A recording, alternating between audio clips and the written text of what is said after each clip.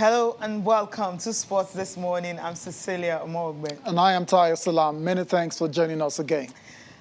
We started the show this morning not on a good note, simply because of what happened to Victor Osimhen at the weekend. He is injured and he suffered multiple fractures in their game. So he's expected to undergo surgery in Milan to see how long he will be out from the game.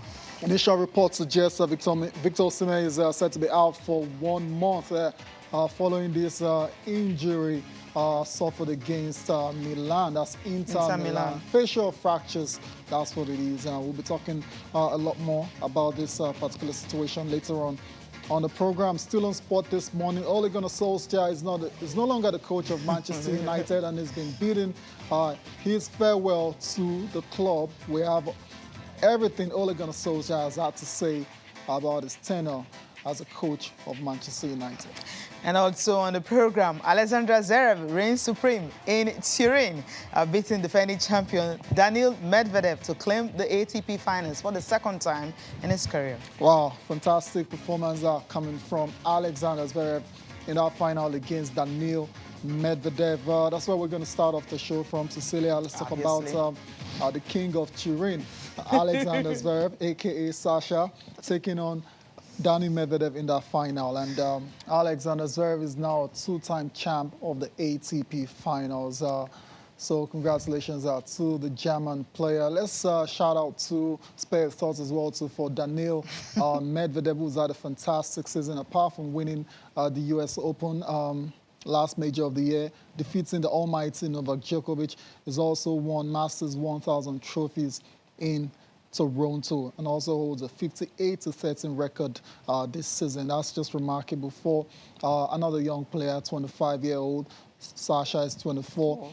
The tennis, or the future of tennis, is in great hands. Cecilia, whenever Djokovic decides to stop playing, we're going to be in great hands. These guys will start winning Grand Slams. Yeah, so let's just multiple ones in a year, you will say. Indeed, and let's not forget Dominic Thiem as well. Unfortunately, injuries. He's playing hot and cold because of injuries. Tsitsipas is supposed to be another player, but I don't know what's wrong with him recently. Injury also is going in and out. Yeah, maybe. Let's leave the tennis just a level slightly below Zverev and Medvedev, but then is in the conversation as well. It's right there. So yeah, tennis. I think I rate him ahead of Dominic Thiem. No, okay, come on. I'm going to talk NBA right now. Come on, Cecilia. Don't even go there.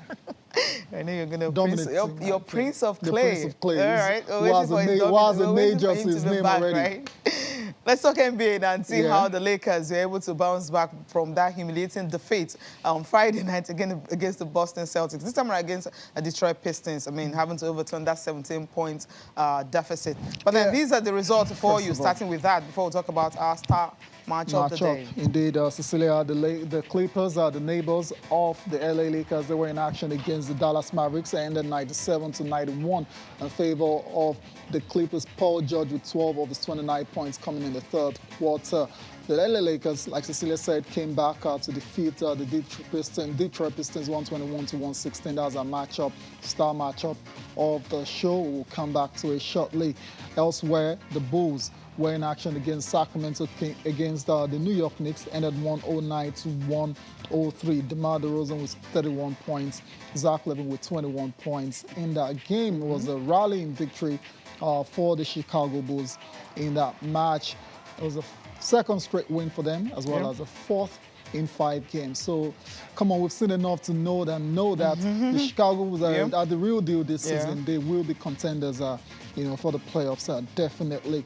The Suns, what more can we say? When will they lose? Still very hot 12. in Phoenix right now. Cecilia, 12 in a row. Easy victory over the Denver Nuggets, 126-97. And last but not the least, the Warriors against the Raptors ended 119-104 in favor of Golden State. Jordan Poole with 33 points, Andrew Wiggins with 32 points. So these two guys stepping up on a night where Steph Curry returning from that hip injury, that minor hip issue he had, just had only 12 points, making 2 of 10 field goal attempts and 1 of 6 beyond the arc. Indeed. All right, let's get. But the story. Let's focus on our star game quickly. The Lakers. The Lakers, like you called it, humiliating defeat against the Boston Celtics. It was horribly terrible. 22-point loss, right? On a day, LeBron returned to the lineup. Yeah. They were absolutely annihilated by Boston, but they had to show a lot of character against the Detroit Pistons in this game because they were down as well too, but they rallied to come back. The flashpoint in the game was LeBron James getting ejected for that incident with Stewart, the big man for the Detroit Pistons, got ejected, and the two other players, Anthony Davis. Okay, sorry. Yeah, I mean, Anthony Davis and Russell Westbrook, they had to step up, and that's exactly what they did in this game. Davis had 30 points, 10 rebounds, and 2 big blocks late on rookie Cade Cunningham, while Westbrook contributed 26 points and assists and 9 rebounds. Just one shot of a triple-double. Indeed. So. And he had 15 points and 6 assists and 5 rebounds in the final period of that one that was dominated by the Lakers when they're leading 37-17.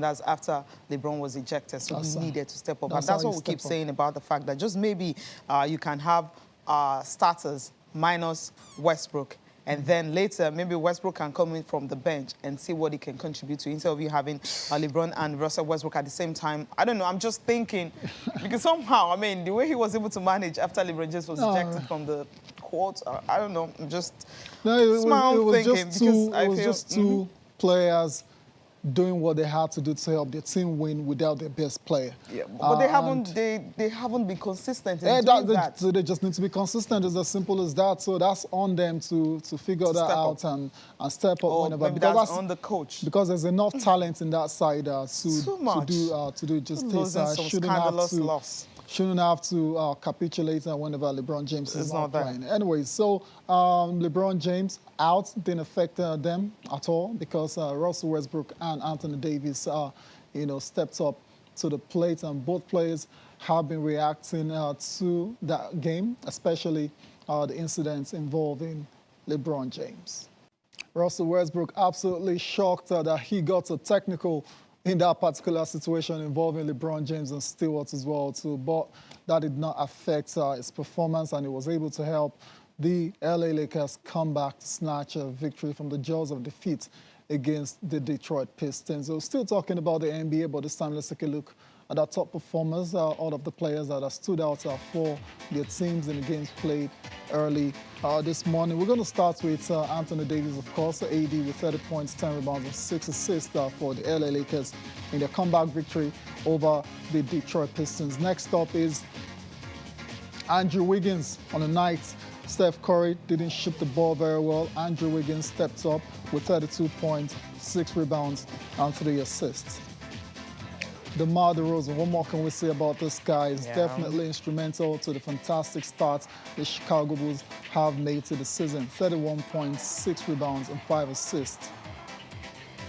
JERAMI Grant, unfortunately, ended on the losing side for the Pistons. 36 points, 4 rebounds, and 3 assists.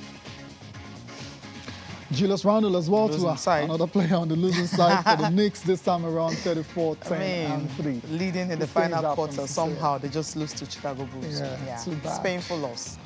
And last but not the least, okay. That's the last one. All right, that's it for basketball, Cecilia. Let's move on. Let's go to Qatar and see what's going on in that part of the world. Of course, it's all about the Formula One. Lewis Hamilton once again cutting the lead of Max Verstappen to 8 points. It's looking like this title will just be for him. I mean, I didn't want this to happen. At least it's won 7. I mean, give opportunity for Max to at least win his first title. But it's looking like it's not going to happen because we have just 2 races left. Yeah. Now, how did this happen? I mean, he just had to... I mean, I don't know how Hamilton usually he starts this and then the Jesus are not there, the confidence is there, just driving as if he owns everything. And this is the first time you're having a Formula One in Qatar. Prime Minister of the Interior.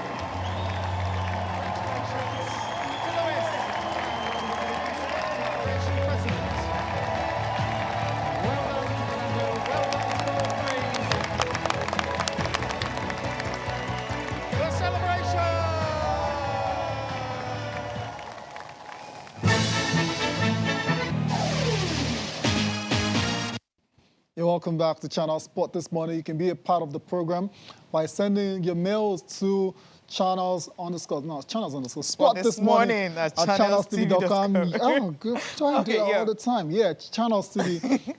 Sport this morning at channelstv.com. Send your mails to that, and we will take it before the show is over. Tell us about Ole Gunnar Solskjaer. The inevitable happened on Sunday. Got sacked by Manchester United following that embarrassing loss against Watford at Vicarage Road. That's where the game was played. Ole Gunnar Solskjaer sacked, and already talks about potential replacements. If you're a Manchester United fans, would you want to step in and replace Ole Gunnar Solskjaer in the United dugout going forward? There's also news concerning Victor Osimhen. Not palatable news at all. It's going to be out for about a month because of facial fractures. Sad. One involving Nigeria's Asperger's striker Victor Osimhen. Okay. Cecilia? All right, so send us your email. And for those of you who sent email concerning Coach Kenneth Rowe, we'll try to read them today if we can, and also read the ones from you from Ole Gunnar Solskjaer, who's been fired. Who's going to replace him? Zinedine Zidane or Mauricio Pochettino? Who is going to be the coach? So tell us who you want, the coach you want that will be coaching United. Also send us, how do I put it now? Just send us some messages concerning Victor Osimhen, wishing him quick recovery. Yeah, so he will be happy to hear that from all of you. Absolutely. All right, let's talk table tennis. Before we do that, Austin Okonakman is in a London studio, and he will be joining us this morning. Austin, how are you doing? How was your weekend? Sporty greetings, Cecilia and Tayo, and to all of our viewers. It's good to be on the show. Great. All right, let's quickly touch down on table tennis. Yes, I know you're a fan of grassroots when it comes to development and all. Now, what happened in Lagos at the weekend was the fact that the Cadet Table Tennis Championship was held. And, of course, you have some new champions right there. Matthew Kuti of Lagos, he emerged the boys champion for the 2021 International Cadet Table Tennis Championship held in Lagos, Teslim Balogun Stadium to be precise. National Stadium, Surulere, that's right, yeah. And he defeated Abdul Fattah of Kwara State 9-11, 11-9, 13-15, 11-8, 12-10 in the final to retain the title they won in 2019. And he went on to partner Olamide Adeyemo to claim the boys' doubles title.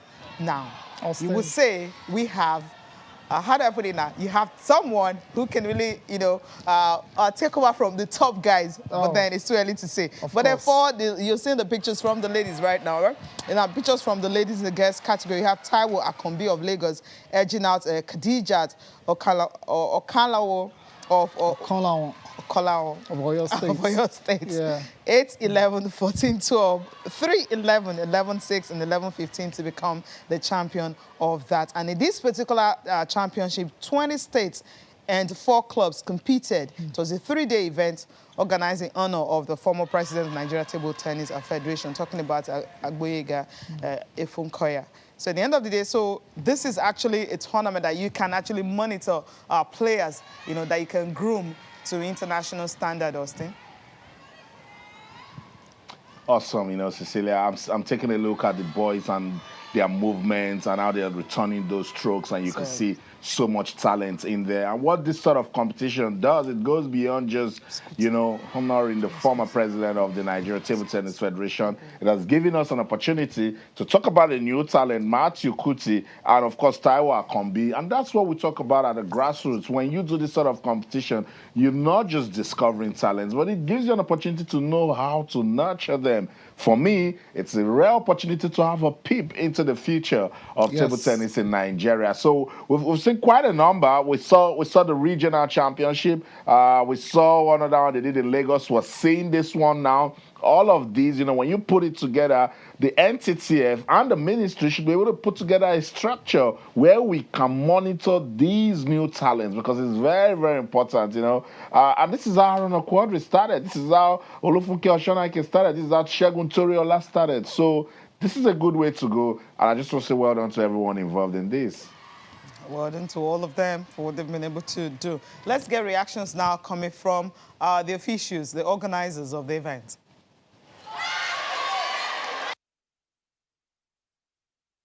From last year and this year, despite the COVID, we've had varied competitions. We've had the senior, we've had junior competitions, we've had cadet competitions, and we've sent our players out to play World Table Tennis Championship at the cadet level, at the junior level, under 15, under 19, under 21, and even at the senior level. So we are working hard across the spectrum to ensure that there's a smooth transition from 15 to 19, 19 to 21, and then to senior national team. That's how we'll continue to work. And you notice that even our junior players, we are allowed, now they are playing at the senior level. When we know that they are not even strong enough to be at the senior level, we want them to get strong. That's what is happening all over the world. Now you have Egypt using under 13 players for their senior team, and she won. Now at that level, they are not afraid of anybody. They're not thinking of anything. That's exactly what we are doing with our players. We are transiting them fast. You notice that Okanlawon, that used to be under 14, is now playing under 19, playing under 21. Even at the last Nigerian Open, he played senior. So we want them to get strong. You know, that's what we're trying to do.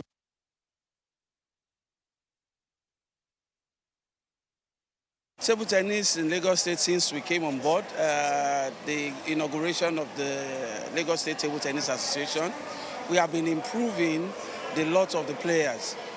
And we have been improving the coaches, and I'm glad that the results are coming out with the performance of the kids in Abuja, the kids also in the last youth tournament, and here in Lagos. It says that Lagos is improving.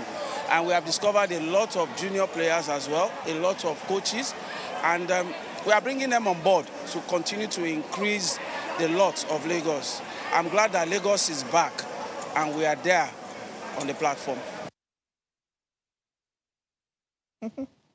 Yeah, Lagos is back, and of course they're there to see how they can really keep grooming talent for the future, which is really great and remarkable. And hopefully other states can actually pick up from this. I love the fact that you have 20 states competing, 4 clubs, so it's not just restricted to Lagos alone. And if other states can also take a cue from Lagos, we have abundance of talent everywhere. Absolutely, absolutely. Fantastic performers are coming from Matthew Kuti, one player to definitely watch out for, because when you win a title and go on to defend it, then perhaps there might be something special about you. So we'll keep an eye on Matthew Kuti going forward. Let's move on with the show now. Cecilia, Austin as well, too. Let's talk about the Nigerian Women's Professional Football League, the Premier League to be precise, and there's a deadline for registrations. Yeah, obviously. Why do we always have to have deadlines? Because, like, I mean, you have to say, oh, you have to register by this. Come on. Yeah, I thought everyone was excited to take part in the new season. Why does there have to be deadlines? Sometimes the issue could be, you know,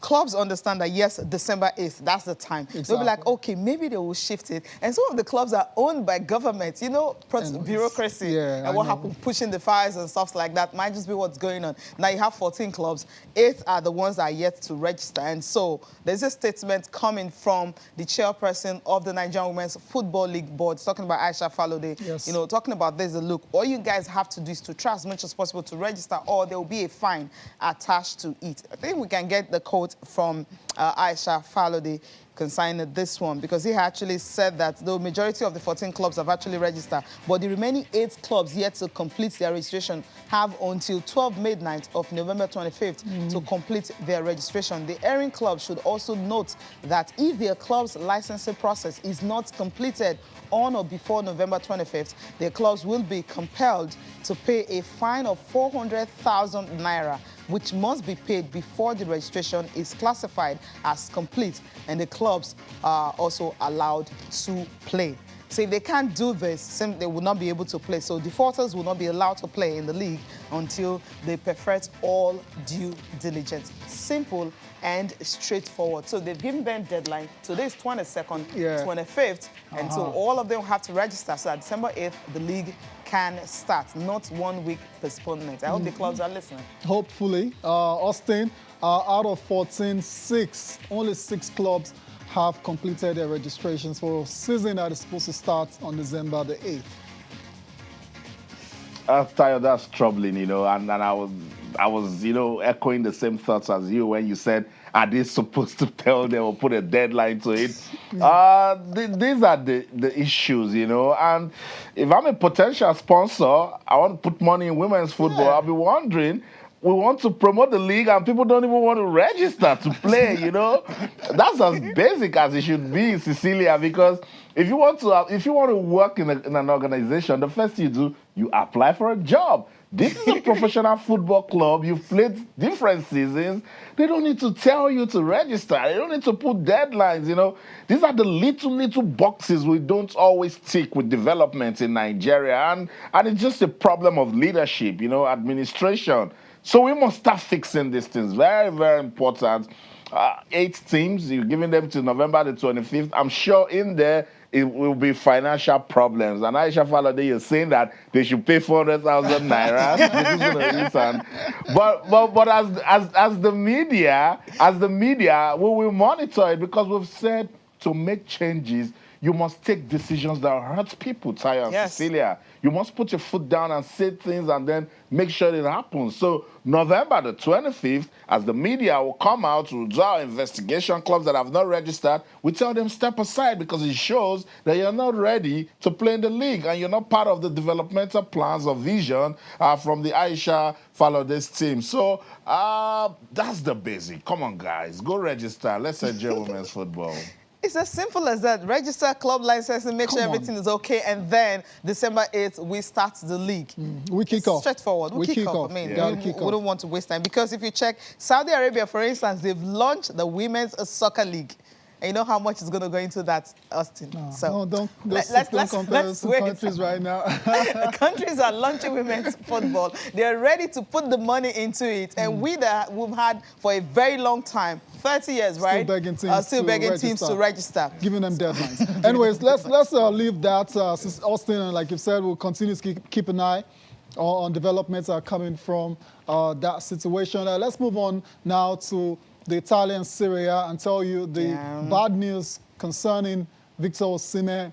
Got injured against Inter Milan yesterday, and tests have now confirmed that he suffered multiple fractures, facial fractures, to be precise, cheekbone, orbital as well too. And initial reports suggesting it's going to be out for 1 month. This is a massive injury setback for not only Napoli, for the Super Eagles of Nigeria as well. So we know how delicate facial injuries are.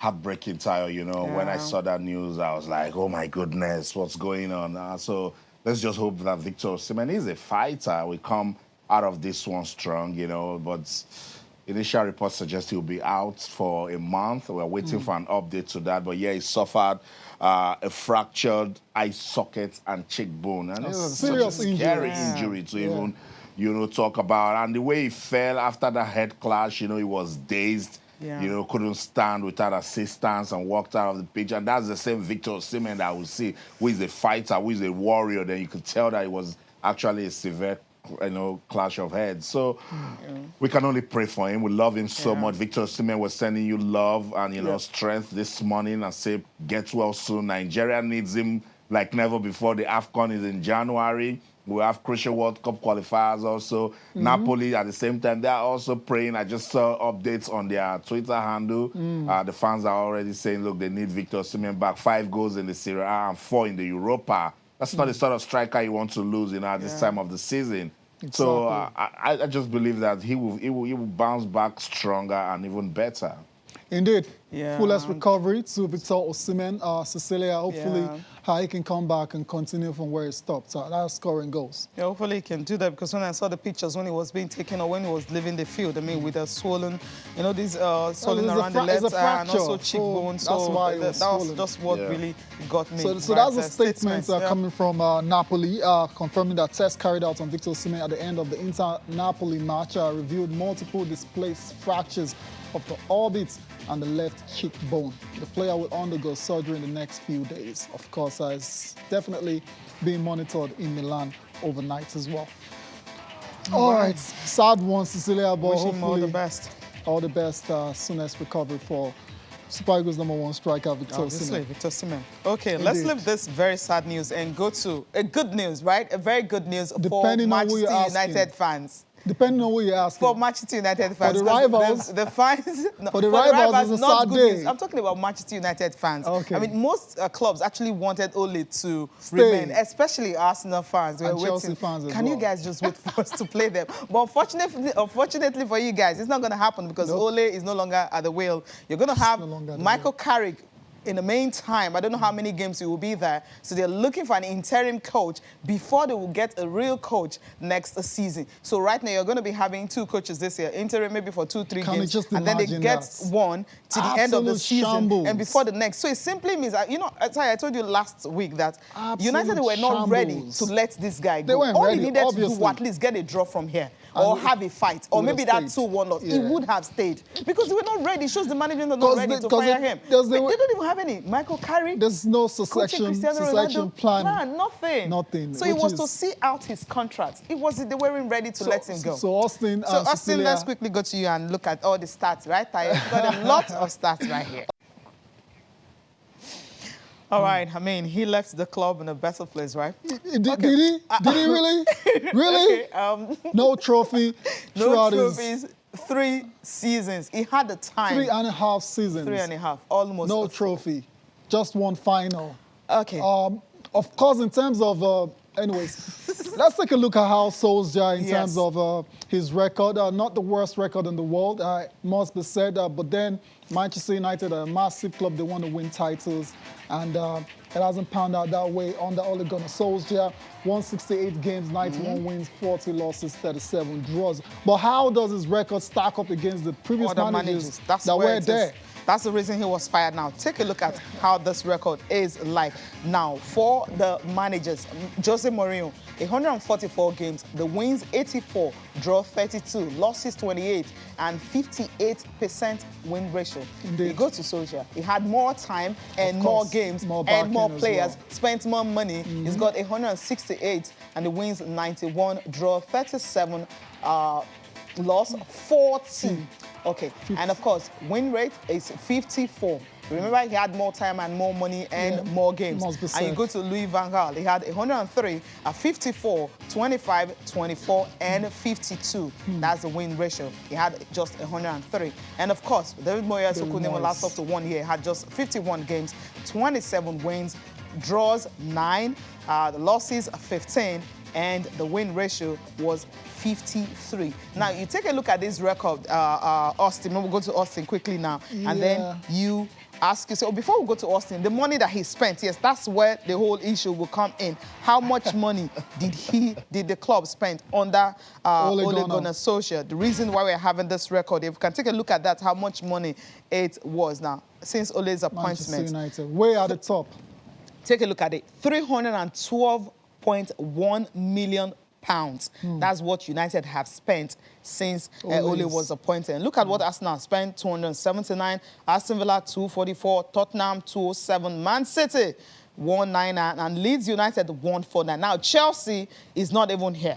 So it tells you a whole lot. West Ham, Everton, Sheffield, and Newcastle. Now United is way at the top. No trophy, no nothing, and then this is nothing. And he said he's leaving the club in a better state. Anyways, we'll come back. There's a lot to talk about Ole Gunnar Solskjaer's tenure as a coach of Manchester United. But we need to go on this last break. When we come back, we'll get the thoughts of Austin, as well as Manchester United fans right there at Old Trafford. Join us again.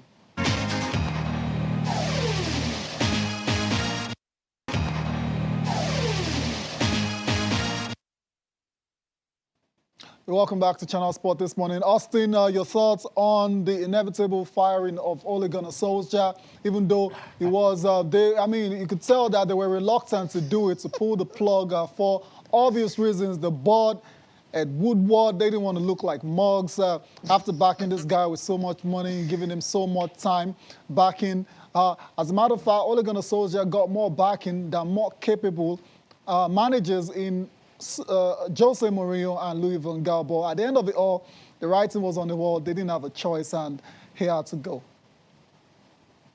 Yeah, I totally agree with you. The word is inevitable, yes. He was definitely going to, get out of the job.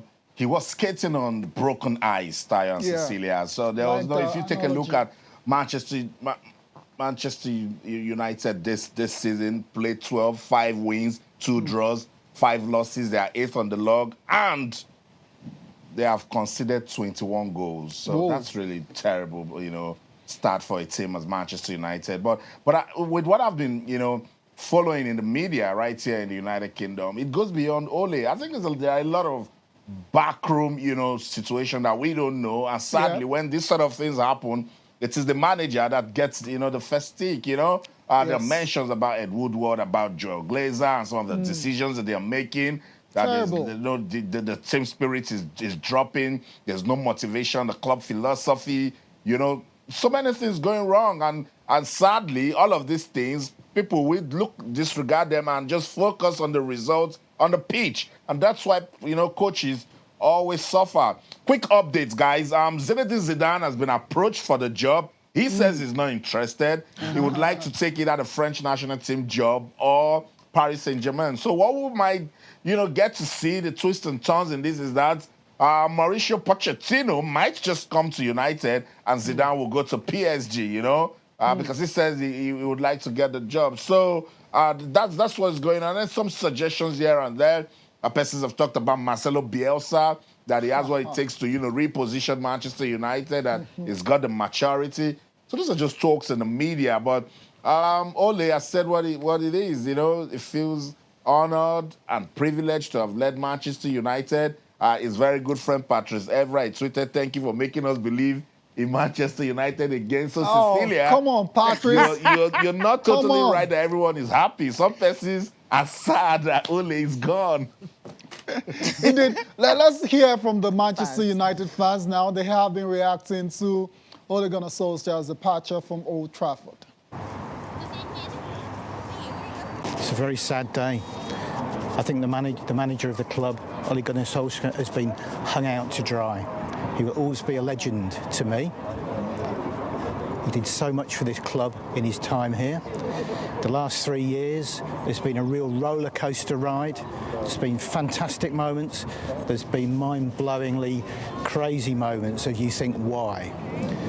The only time that this is going to be sorted out is when the Glazers leave this club and we start moving back to our foundations. I have my brick over there. This club was built on great foundations of its fans, and the club needs to remember who its fans are, and it needs to remember what its values are. It's a sad day for a Man United fan because the Solskjaer is such a legend and he's such an icon with the club, but you do have to feel that it is the right choice to get rid of him, sadly. But as you can tell here today that the atmosphere is quite undecided. Some people seem to be happy and some people seem to be quite worried, but yeah, I do feel like it's the right decision, but I just hope we don't go down a spiral now of finding really bad managers and going for the exact same thing over and over again.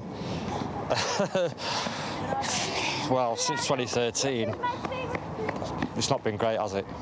And we're just like pretty much a mid-league team. So yeah, I don't think he's done very well, to be honest. I think the Glazers need to go as well.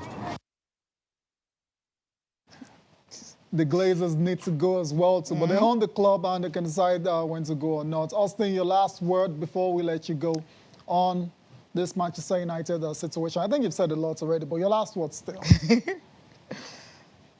No, I think Manchester United will eventually get it, you know, right again. This is just a phase, you know, but yes, I agree that it was inevitable that Solskjaer has to go. You know, let's see how they can pick themselves back up again. You know, a lot of clubs go through this, you know, and Arsenal is just at one corner saying, look, they're just suffering what we've been managing for about 6-7 years now. So they'll be back. It's football.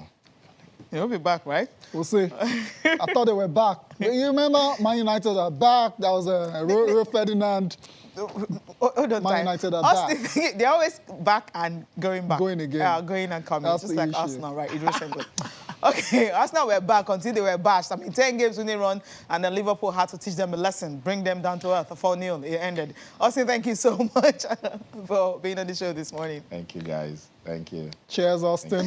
All right, let me just take some emails, coming from I was maybe about to say two. tweets again, Cecilia. What is wrong with me? Yeah, we're waiting for the ban to be lifted. Okay, wait. Now, this is coming from Ejike. He says, I'm not a Manchester United fan. However, I congratulate the club for finally realizing that they were going nowhere with Ole. Yeah. Pochettino will leave PSG to Man United, and Zidane will take over at PSG. My prayers for Victor Osimhen. I hope he comes back strong. Thank you so much for that. Amen to that. Yes.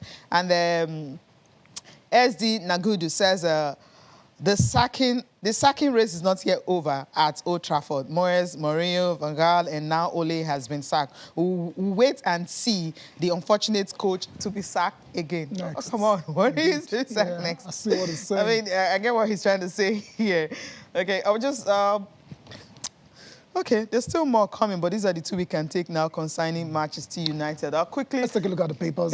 Now, before we close the show. Of course, a lot of stories, very interesting ones. Okay. Dominated, unfortunately, by the situation of Victor Osimhen. And complete sports here, starting with this one. Osimhen has multiple facial fractures. Talk about that earlier, to undergo surgery in Milan today. And Napoli, L'Equipe is... saying this morning, that's one of the top newspapers in France, saying Napoli paid Lille just 36 million euros for Osimhen.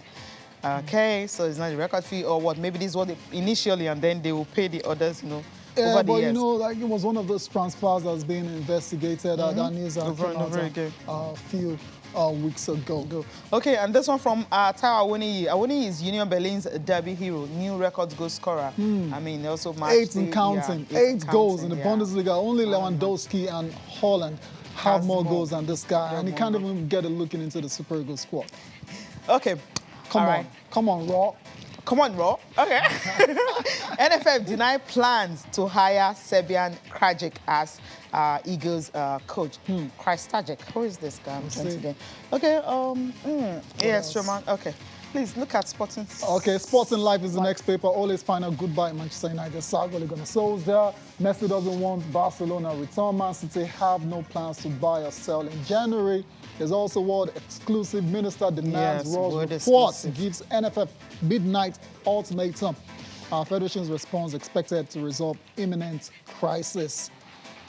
All right, Serbian coach to replace Raw. Who's this guy? We'll see. Let's see how that pans out. Okereke Nets winner, fantastic for Venezia. Ebori out for a few weeks. Okay. Can we just take one email coming from... One more mail before we go. One more mail. Okay, quickly take one before we go. Yeah, 30 seconds. Ayeni Tosin says, this one is coming, on Ole Gunnar. So, no, on Gennett Ross sack. It's all about the sack. I honestly don't like seeing people getting sacked. But the Eagles are not playing to their strength. We have sharp wingers and average strikers that can play a better style other than the just enter field and play tactics that we seem to be using. Our Gaffer substitute is another turn-off. I know if we fail to get through the playoffs, the rumors will become reality. This is coming from Tosin. Yeah. Yes, we can leave now. Cecilia, thank you all for watching. Enjoy the rest of your day. I am Tayo Salan. I'm Cecilia Mogbe. Bye for now.